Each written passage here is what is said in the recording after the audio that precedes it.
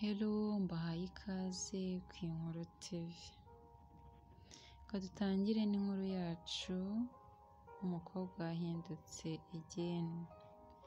Kera habayeho umukobwa witwaga Mutoni wabaga ku musozi muremure wa Buganzo, ahari amashyamba magufi n'ibiyaga bimeze nk'indorerwamo.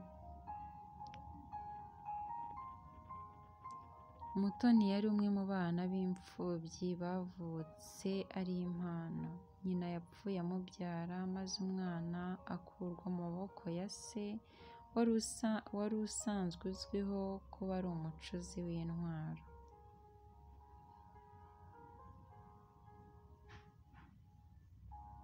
Mutoni rero yakuwe mu maboko ya se, biba ngombwa ko akurira kwa sekuru we n'abavandimwe be.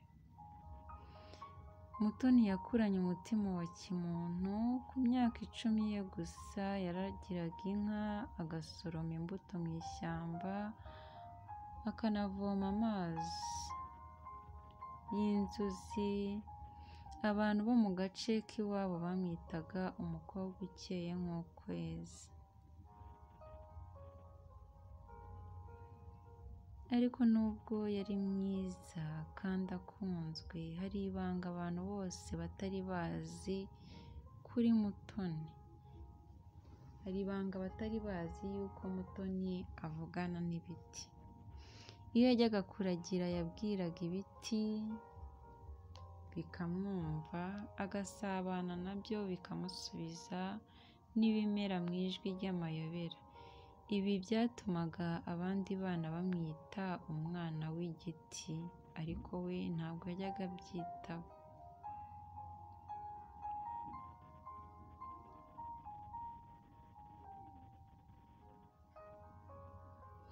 Umunsi umwe rero umwijima waraguye, waraje uba mwinshi birenze ibisanzwe. Ukwezi kurabura, inyoni ziraceceka. Abakuze nabo babibonye baratangara bati uyu ni umunsi udasanzwe. Mutoni yari ari mu ishyamba rya Gahondoko, aho yajyaga ashakisha inkwi zumye yagiye gutashya. Ageze hagati mu ishyamba yumvise ijwi rivuga riti, Mutoni, wowe umwana w'ubutore, ugeze igihe cyo gukanguka. Funga amaso winjire mu buturo. Mutoni rero nawe uko yakabyumvishije yafunze amaso.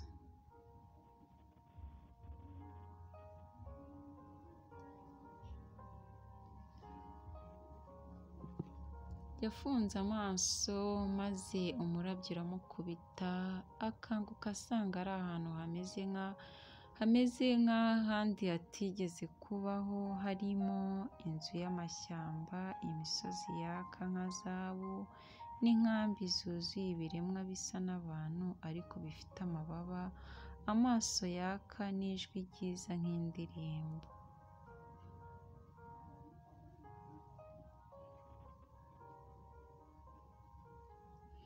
Nuko umwe muri abo yaramubwiye ati, wowe Mutoni,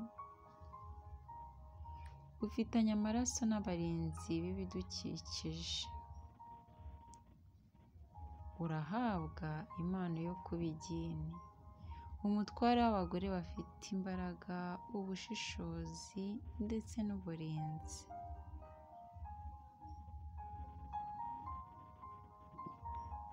Nuko rero Mutoni bamuhaye igisabo cy'amazi yitwa amazi y'ubukuru.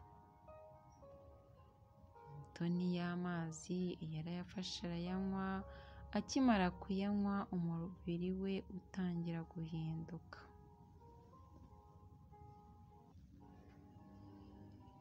Amaguru ye arakomera nk'imigongo y'ingwe, amaboko ye agira imbaraga nk'iz'intare, kandi ijwi rye ryavugiraga icyarimwe mu bihumbi. Mbese nyine yari yahindutse yabaye igeni.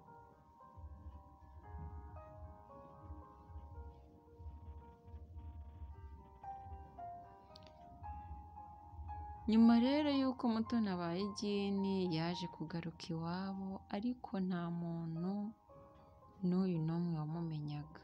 Yari yakomeye, afite ijisho ribona kure mu gihe kizaza, kandi ibinyabuzima byose byari byamumenye. Byamenye ko yabaye umuntu udasanzwe, yahawe ubutware. Nuko rero Mutoni yatangiye kubuza abantu gutema amashyamba y'i Buganza.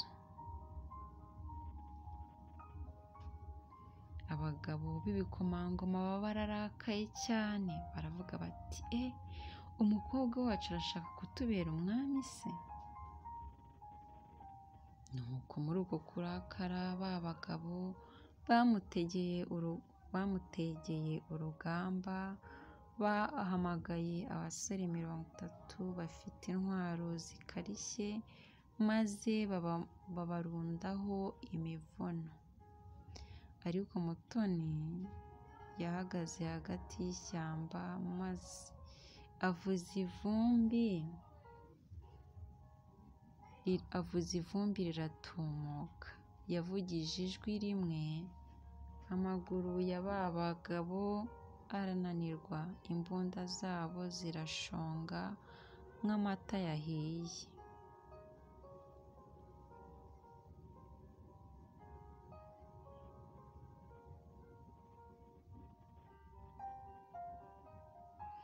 Ba bagabo rero bari bananiwe, maze Mutoni arababwira, ntimwamenya ko ibidukikije bibaho ngo bibateze imbere? Ntimuramenya ko ibidukikije bibaho ngo bibateze imbere?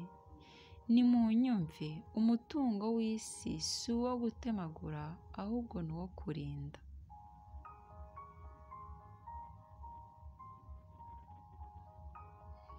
Abagabo rero bose barumvise, barangije baratuza, dore ko bari banatsinzwe. Abandi batangira kumusaba imbabazi. Umusozi wa Buganzo uhabwa uburinzi buhoraho, kandi Mutoni ashyiraho ishuri ry'abakobwa, aho ishuri ryigishaga abakobwa ubuvuzi bw'ikirere, gusoma ibimera n'uburinzi bw'isi.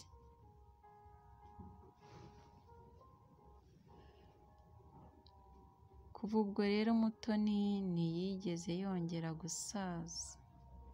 Yabaye igini mukuru w'ishyamba.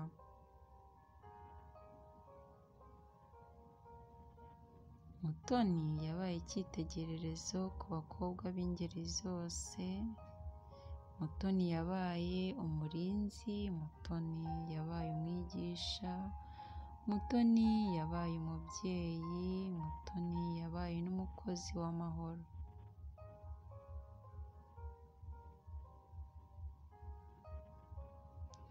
Abantu bose bajyaga kumusura bamuzaniye impano, abandi baramwingingaga ngo abagire inama. Kandi na n'ubu bivugwa ko iyo winjiye mu ishyamba rya Gahondogo utambaye umutima mwiza, Mutoni arakureba akakubaza, uje hano kuzana urukundo cyangwa se uje gusenya?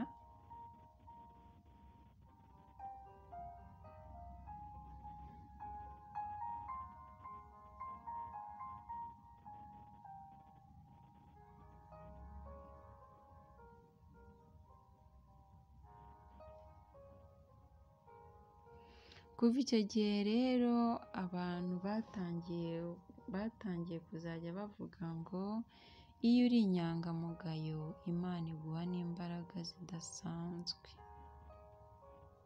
Mutoni yahindutse igini, ariko umutima we w'ubuntu wakomeje kugumaho, aba umurinzi, aba umwigisha n'inkingi y'amahoro kugeza uyu munsi.